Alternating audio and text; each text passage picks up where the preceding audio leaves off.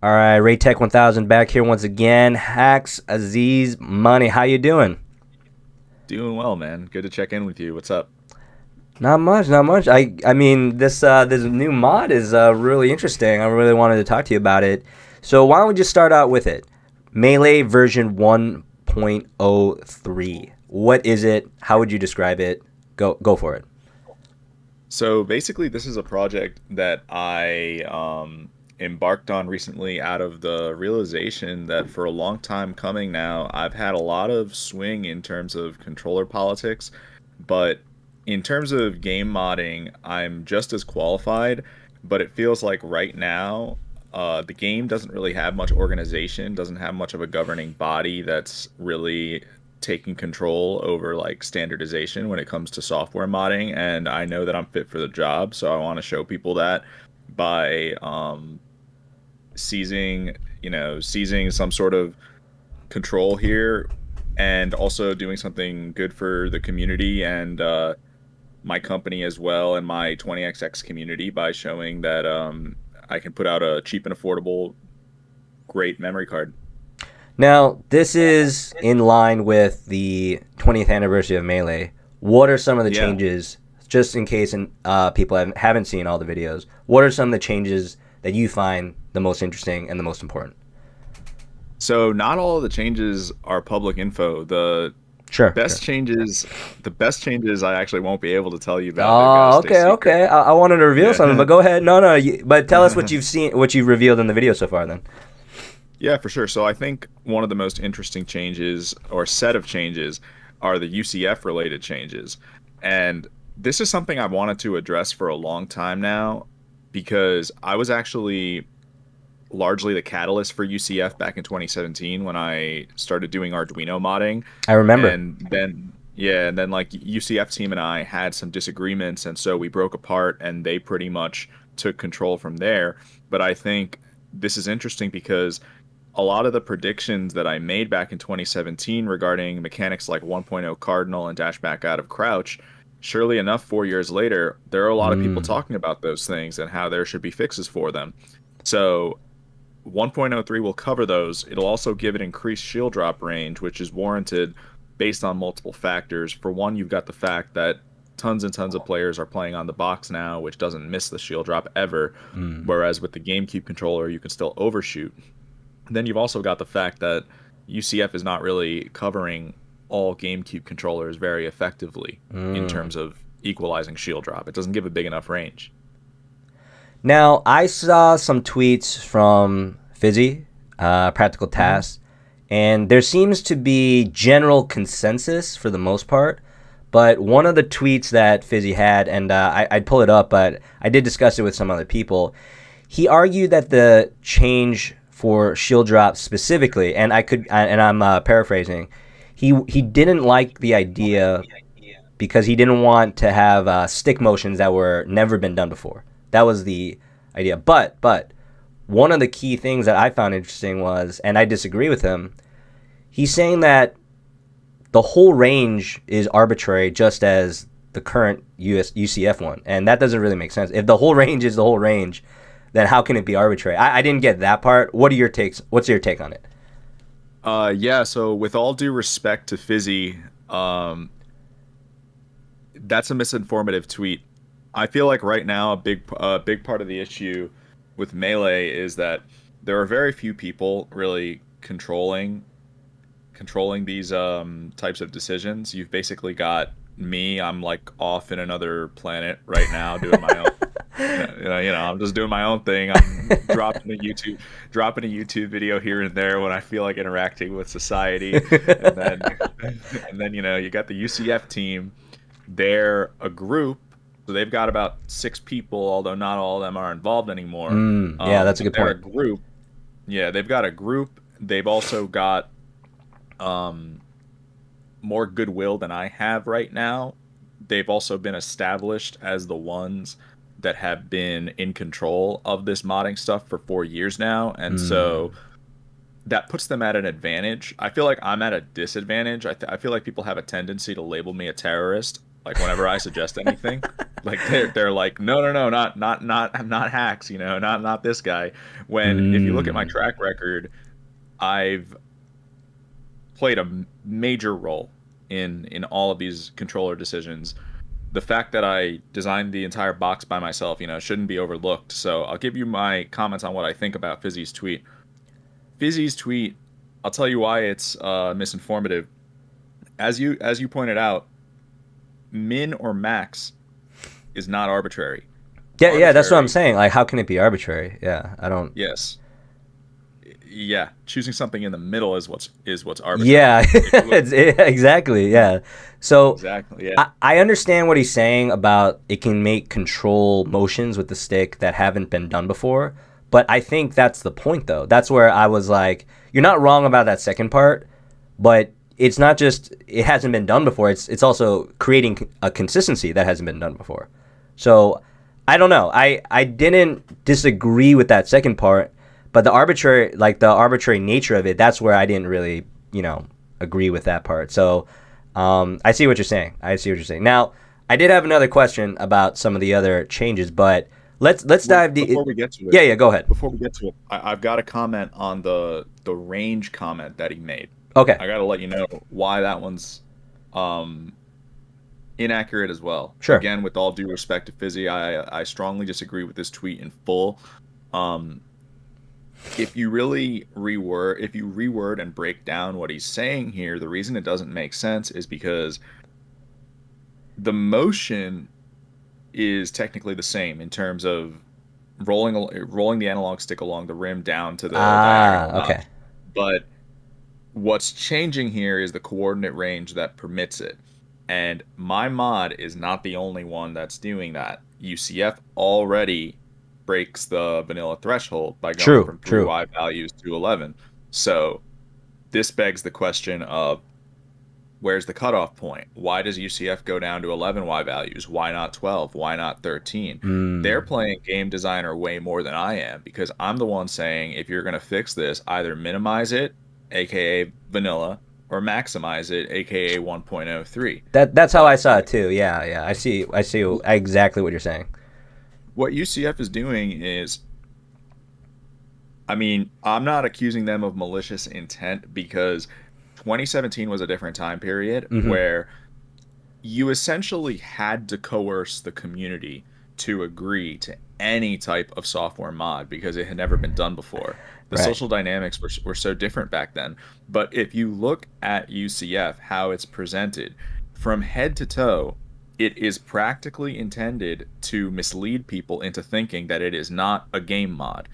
They name the mod Universal Controller Fix as Mm. the they name the mod Universal Controller Fix as though it is simply fixing your controller. Like it's not modding the game. It's just fixing your controller.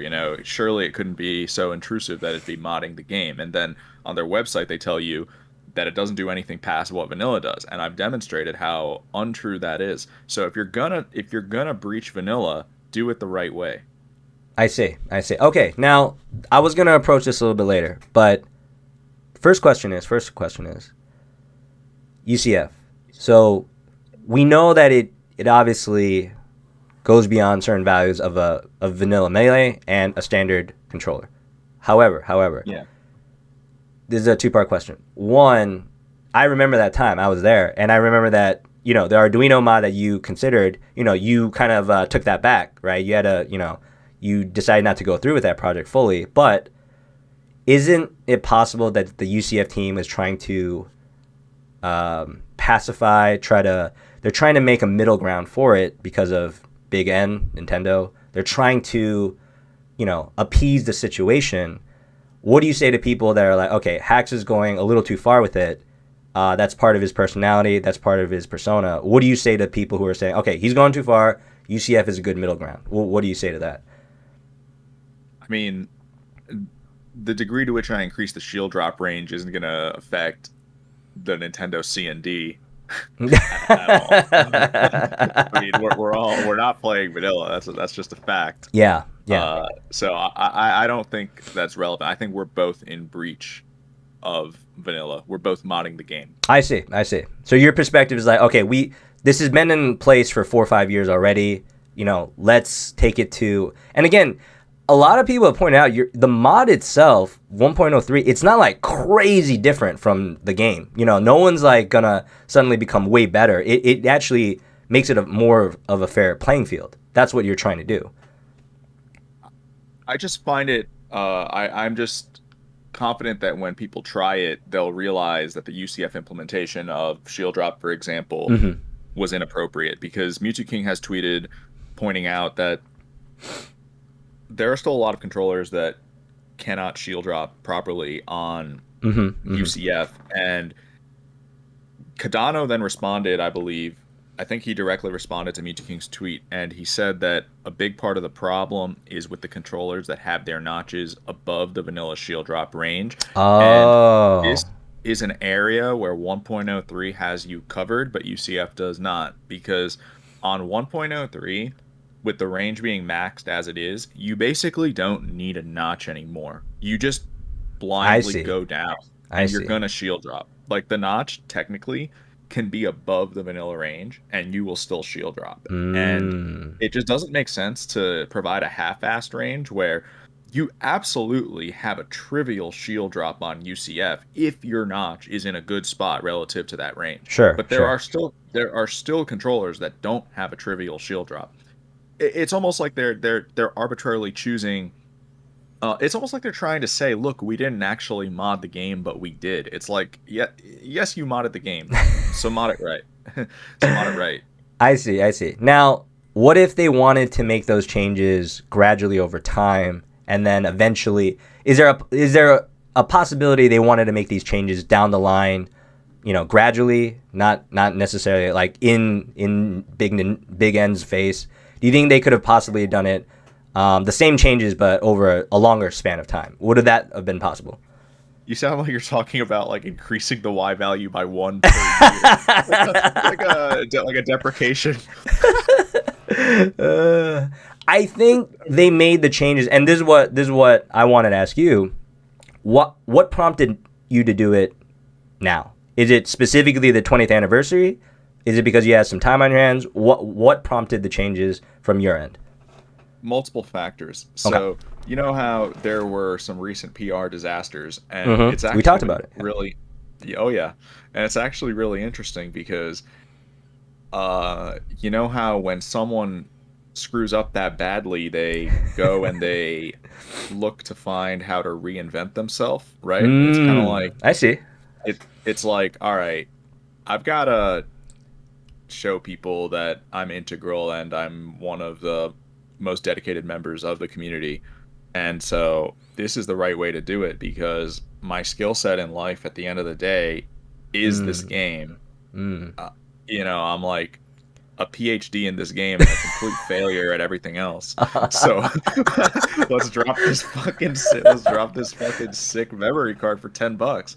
And I'm progressive, so I'm gonna push every change that I believe needs to go through and let people try it for themselves. And if they don't like it, then it didn't do any harm. If you don't like it, then don't use it.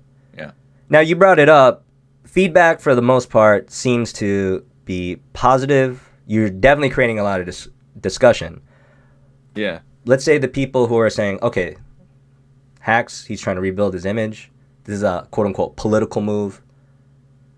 Your response to that? Because some people are basically saying, I don't think they're calling you a terrorist in so many words, but in that kind of general direction, they're like, is this another PR move? What's his motive? Is there something beyond it? Is he trying to, quote-unquote, actually take like literal and figurative control? What would you say to that?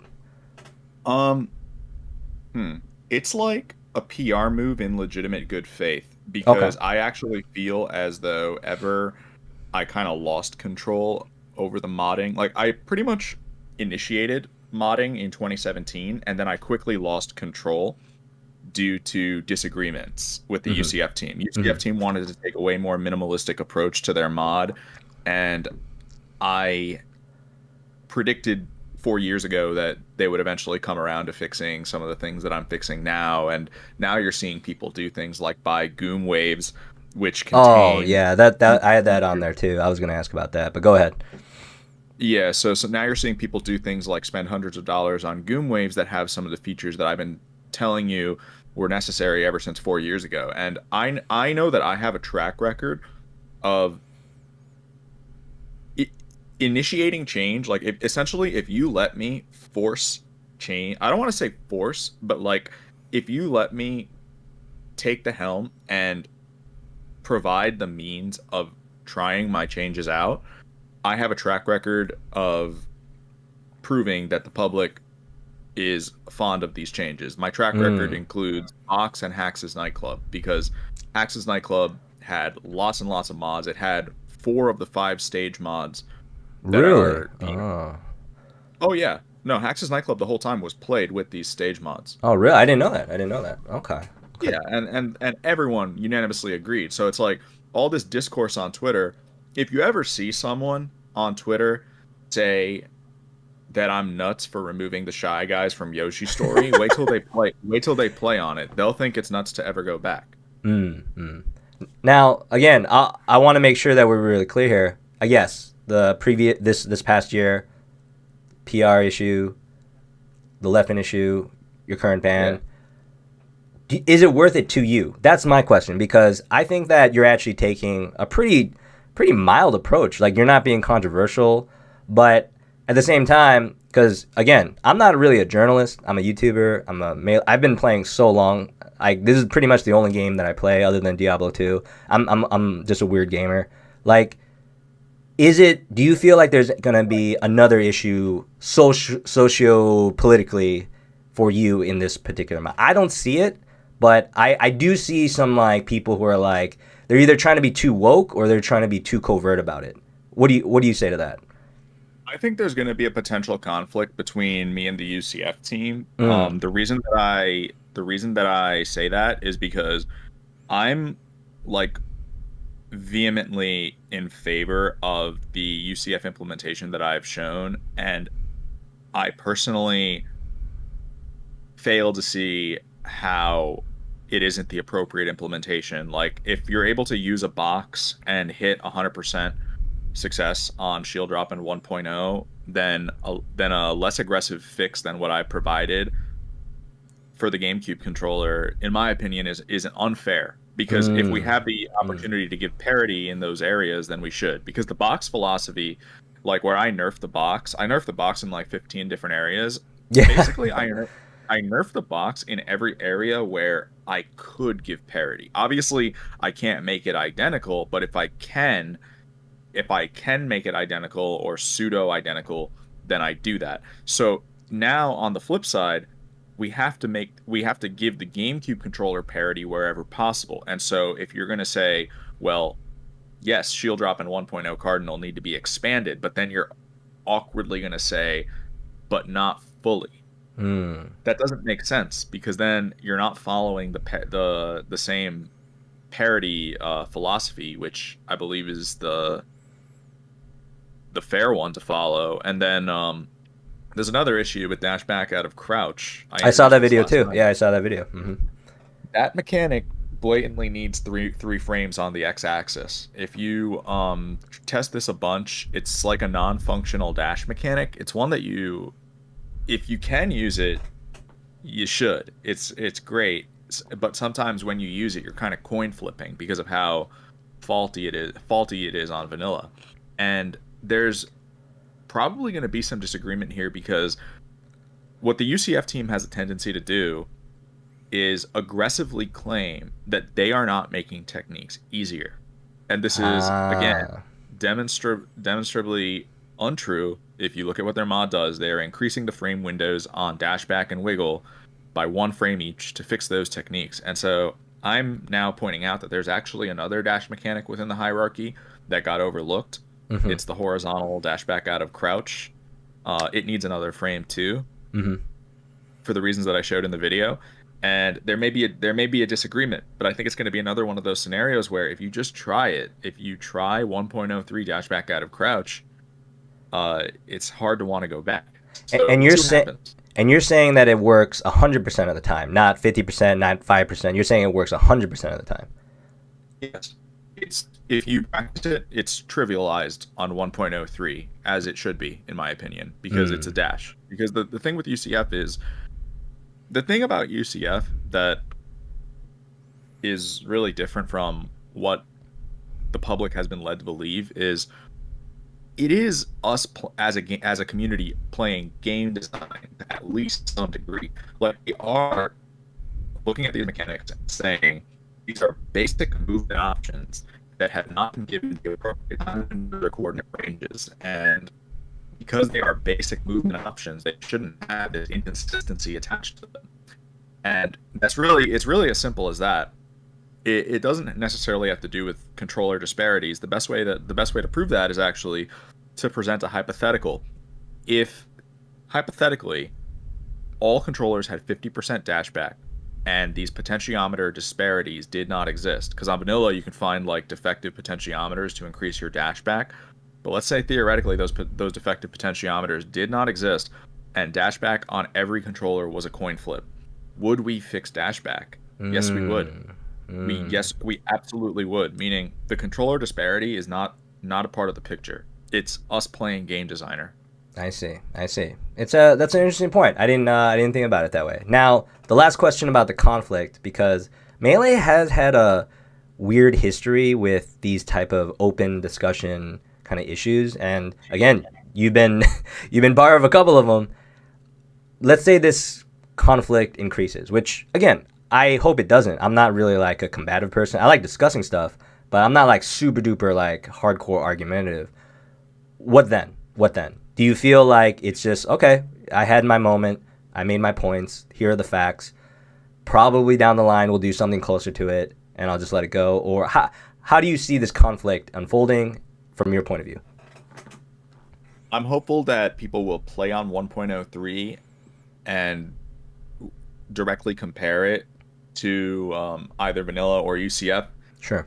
See that the fixes to basic movement options are justified, and that the game is blatantly in need of these changes and better with these changes, and from there people will vocally support them. Ultimately, whatever we get onto Slippy is what's gonna become the standard. So it's gonna be handled democratically. Okay. We'll see what happens. Yeah, we'll see what happens. But I do want to talk to you about like some of the other changes, because UCF isn't the only You're right. You're right. Yeah, go for it. Go for it. Polling drift fix. Yeah. Yeah. Huge. Yeah. This one doesn't get talked about nearly as much because it's not something that you can see, and that causes people to underestimate it. It's an invisible issue with the game where controller latency is increased by half a frame half the time, believe it or not, and this mod stabilizes it. So that's awesome. That's definitely something that should be fixed. It's been fixed on NetPlay for 5 years because the FM devs actually snuck it in 2016. They never told anybody. Right. It's a Gecko code, right? It's actually forced on there's a Gecko code form, but it's actually forced on Faster Melee. Oh, I see. Interesting. Okay. But then you're saying that this polling drift issue, this has been happening the entire time on vanilla setups, in-person LAN tournaments? Yes. Wow. That's why a memory card is like really needed. Like part of the reason that I did this is because I feel like right now, if you go to a local tournament somewhere in the US or even in the world, there isn't a standardized set of mods. But with 1.03, there will be, because even UCF, their team, for example, is not selling a memory card and saying this is the memory card that you need. Right. 1.03 is doing that. It's a community service. There's almost no profit margin on this thing. I'm selling it for $10 shipped. Now, this issue, because we've had a very few, and I want to talk to you at the end about the state of Melee, but so you're saying even then, even in 2017 till now, all the in-person ones had polling drift issues? Yeah. Wow. Like there's no, I mean, I can't tell because I'm usually watching it on Twitch or I'm watching the VODs, but like they're not using like a modded version of Melee. Like it's basically just UCF and that's it, right? Yeah, for the most part. The other changes that you would see are like neutral start. That one, again, it's like an obvious fix to the game because Sure. it's visible. But polling drift is something that people generally play with because it didn't even really get any attention until 2 years ago when I made a video on like LCD monitors. Hmm. I remember that But video too. Yeah, yeah, yeah. yeah. That one made it somewhat public, but then COVID hit Mm. almost directly afterward. So I don't think too many tournaments are fixing it. Now I recall, so my timeline was a little mixed, and I did talk to this to some other people in the Discord, in various Discords. 20XX Tournament Edition. Was that because I was in Korea? I was still in Korea. Was that ever a thing? Was that ever a standard in LAN tournaments? Because I wasn't there to witness it. What we had in Korea, we just found any setup. We were still just doing CRT and vanilla melee. We might have done the 20XX hack pack, but that was about it. Like, what was the standard going on like around that 2017, 2020 like era? It was just vanilla with UCF. That was it. I don't think TE ever really caught on because it just didn't do anything too significant to the Mm. game, like to the gameplay itself. It was mostly like a quality of life mod in terms of improving menus and stuff like that. It Right, didn't right. have it didn't have like a draw, like a reason you needed it. Sure. And so from what I remember, it didn't do too well. Like Uncle Punch kind of replaced all the training aspects of it, and then Yeah. UCF became its own thing.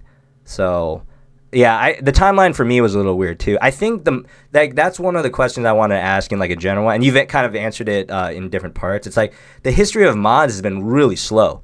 Like you pointed out, there's not one governing body. There's not really like a true discussion about it.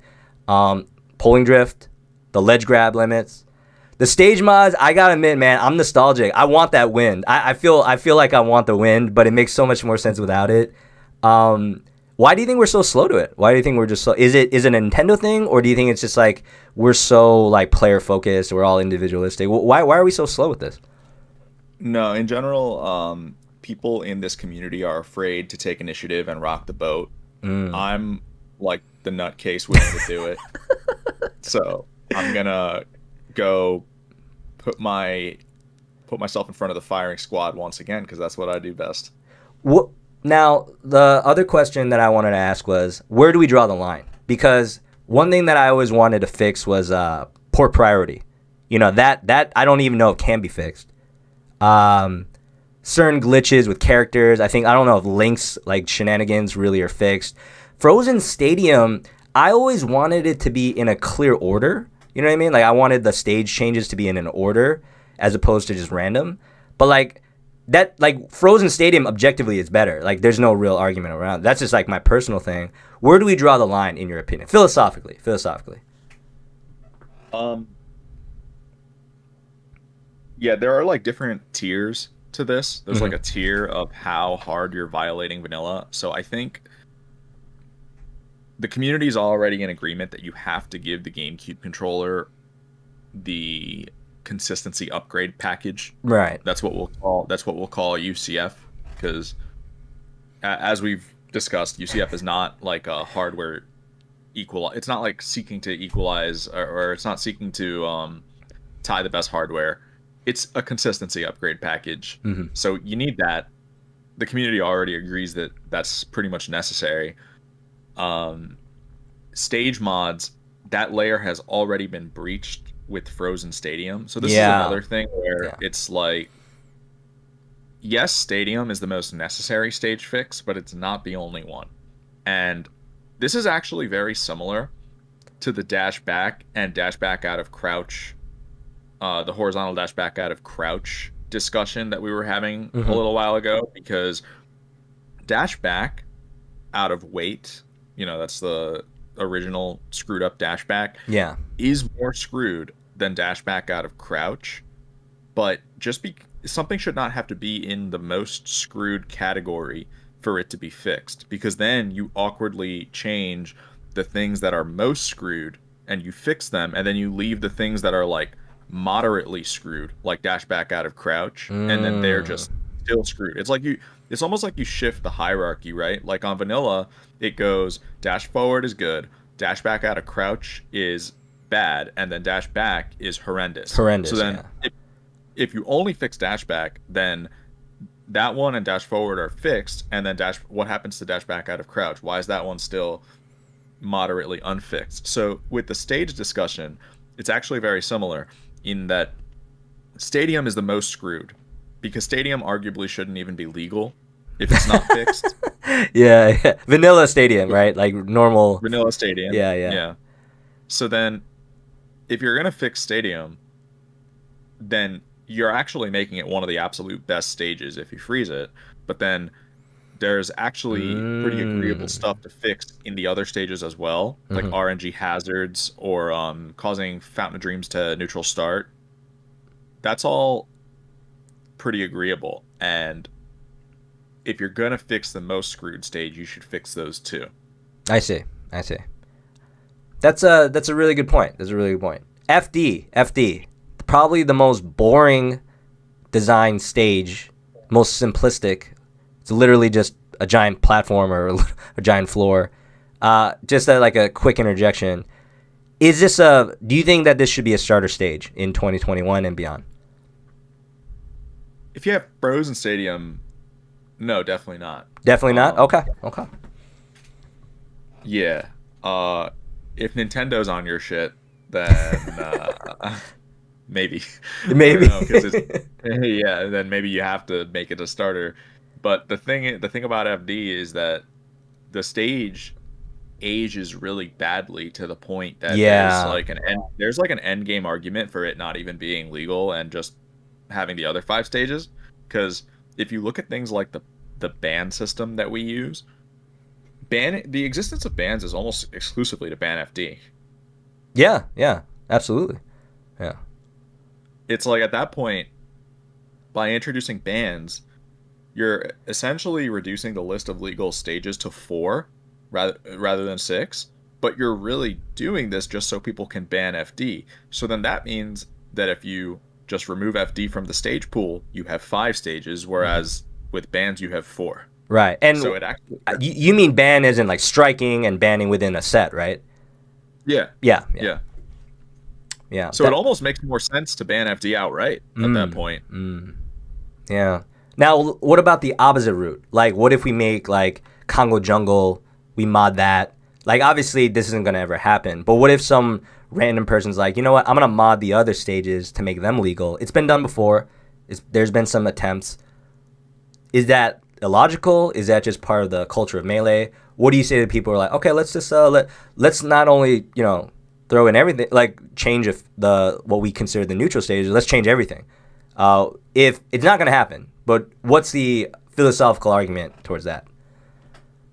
I think every other stage other than these six that are currently legal Hmm. would need some very aggressive modding to be made adequate. Like Congo Jungle 64 could be made adequate if you removed everything about the stage other than its ground floor. Yeah. If you literally left the stage with just its ground floor, then yeah, there's like merit to it being legal, but you see how that's a way more aggressive mod than any of the other ones. And Yeah. I think the way you draw the line appropriately here is you take the stages that people are already used to Hmm. and you just give them the agreeable fixes and you leave it at that. Mm, mm. Yeah. I think for me, it's like part nostalgia. I played in the Corneria era. I played in the Brinstar era. It was pretty wild. It was so frustrating. And now we're at a point where it's like, wow, we're moving the Shy Guys. Like, there's moments where I want to do it. Do you ever get nostalgic for it though? Do you ever get nostalgic, or is it just like, look, we got to be efficient. We got to get this shit right. What's your kind of take from like an emotional point? I mean, I was there too. I've been competing since '05. I think we've moved on. Yeah, we moved on, right? We just moved on. Yeah. Yeah. Okay. Now, So, mhm. I want to move on to a couple other questions. Spacey's bias. This has been brought up. Now, the ledge grab limit, which is also not too bad. I don't think that's actually been too crazy in terms of the feedback, but the number itself is a little unclear to me. So you're saying that it'd be, let's say we make it 45, but you're saying it only comes into play if there's a timeout. That's what you're saying, right? Yeah. Okay. Okay. I mean, this would apply to like all characters, though, right? Oh, absolutely. Yeah. Mm-hmm. Do you think that the number is like too low, too high? Do you think it's just like, because originally people were like, I think one of your original videos was 60, right? So are you saying that it's gonna make players kind of just like think a little differently? Do you think it's gonna be like a Mewtwo King thing, a HBox thing? Like, what's the thinking around that? So 60 was admittedly not really thought through, but I do think for 8 minutes it's fine. But here's the thing: Yeah. the bigger problem here by far is that the timer's 8 minutes. That needs to be reinvestigated too. Like on 1.03, we have it so that when you load the mem card, it actually defaults to 6.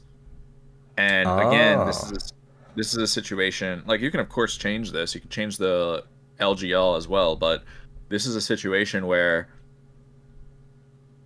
the Melee community needs to have change kind of forced onto it, and people need to actually try something because there are massive stigmas against change within this community. Like 4 years ago, Royal Flush ran a 7-minute timer, and people acted like it was Yeah.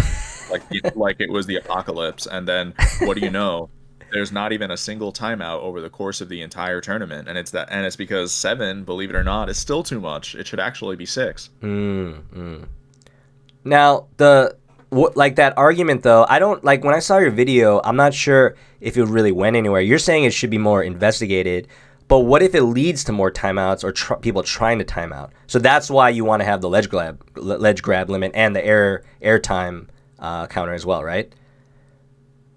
So to be clear, I made a little error in the video. Airtime limit is more so something that's being included as a toggle on 1.03 that you can use, but you by all means don't have to use it. Right now, there's no proof that you should use one at all. It's just if, let's say tournaments start doing 6 minutes, which I think they should, and then Jigglypuff starts to prove to be like her ability to run the clock using questionable stalling strategies starts to prove to be problematic.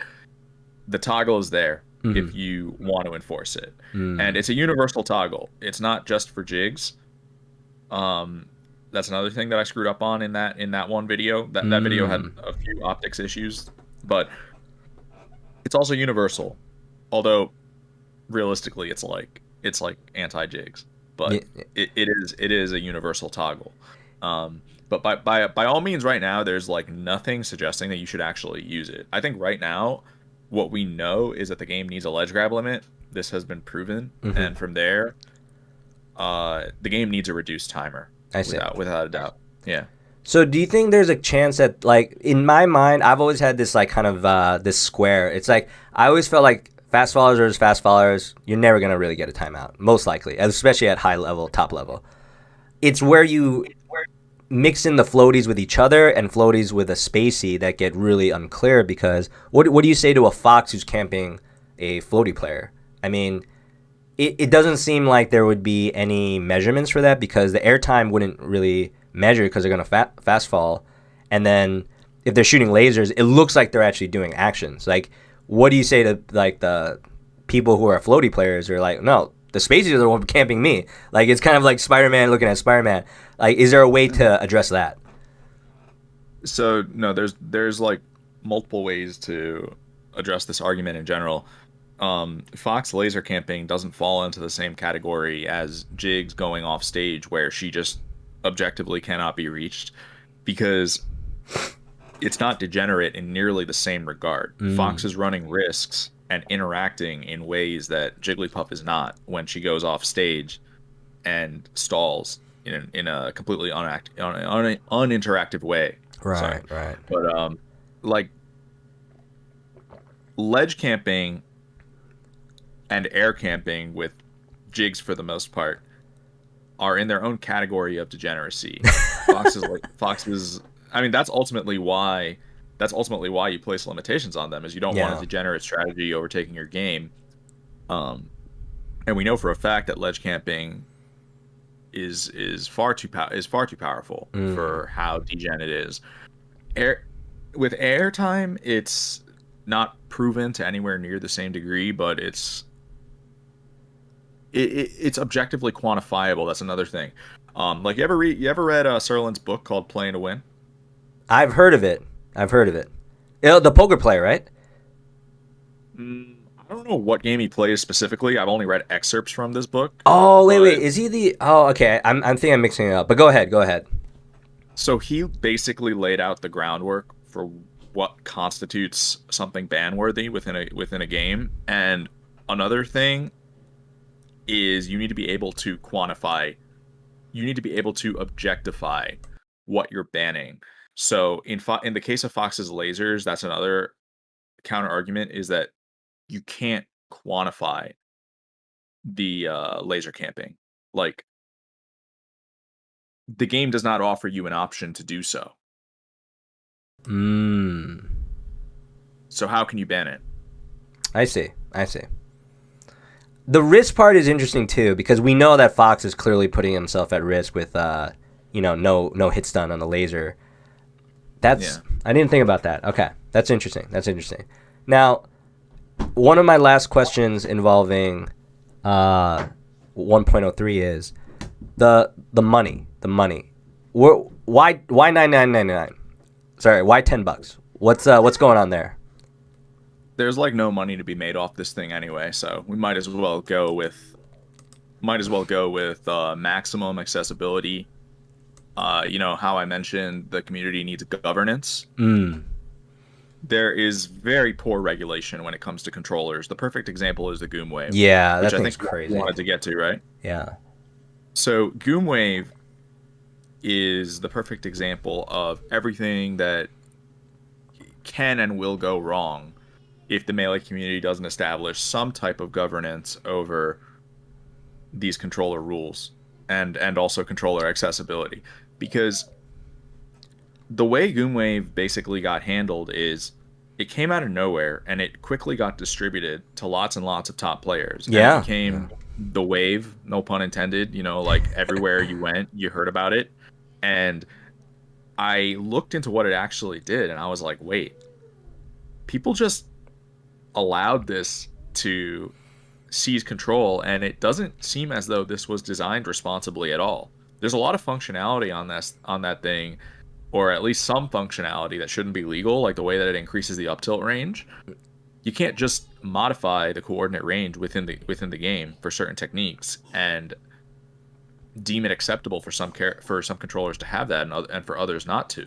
Like, I specifically designed the box around the GameCube controller's coordinate range. That's why the box can't pivot up tilt. Now you're telling Mm. me that Goomwave can come in with a custom motherboard and a massive paywall, and it can pivot up tilt. That doesn't make sense. Yeah, yeah, like that's one thing I'm definitely on board with that because not only is it creating a problem, but it's just unfair. It's just unfair. Like regular people can't always afford this controller. Is it true that it's 300 to $400? Is that the actual running price for it? A couple hundred, I believe. Couple hundred. Um, Okay. but let me tell you even more about what's wrong with this thing. So, as weird of a spot as my PR is in right now, I think something I've proven is that I have credibility when it comes to the subject of controller legality. And an issue with the Goomwave is that some of the things on that controller should not be controller specific. They should be memory card standardized. Most notably 1.0 Cardinal and Dash Out of Crouch. That's exactly what I'm doing for the community.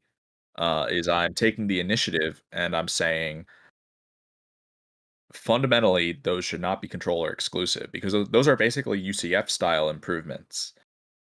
And so those should be distributed on some type of memory card. But then you see, without me, you're stuck in limbo because you've got the Goomwave pushing individual controllers for hundreds of dollars that have these advantages. You have the UCF team, which wouldn't know how to take initiative if their lives depended on it. And then you've got me, who who, despite the fact that I'm MIA, I'm the only one who's actually gonna set the record straight on these types of matters. So that's what I'm doing, and I'm hoping that my actions will speak for themselves. Do you think the Goomwave should be banned? Uh, okay, complicated. That's a complicated question. I'll tell you why. Because Okay. first off, Goomwave needs to be thoroughly broken down. Meaning all the mods that are on it need to be categorized. So yes, certain mods on it should be banned. Increased up tilt range. It makes no sense that just got um integrated with no type of regulation preventing it whatsoever. And then 1.0 and dash back out of crouch, those should be memory card distributed. That leaves things like notch calibration, pod emulation. I don't exactly like the way that those things are being handled. From what I've heard, the pod emulation is significantly stronger than real pod. Like it's as that's kind of what I suspected, because I never understood how he was going to simulate pod on a software level. Because this is another situation where it's kind of like UCF, where they claim they're trying to simulate something that can be achieved with hardware, but then the software version goes way overboard, and it's not the same thing at all. It's like a cracked out version. So I was looking at potentiometer readings on the Goomwave, and its pod was basically on steroids. So again, it's not exactly what's being advertised. I don't know how I feel about pod emulation in general. Um, Notch calibration, I mean, people need to understand that that's like, I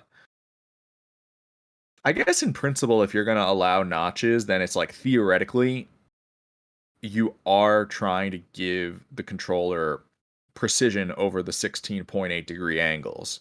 So I guess having software precision is okay at that point. Um, but I'm just not fond of the Goomwave, if I'm being honest. I think it creates a lot more problems than it solves.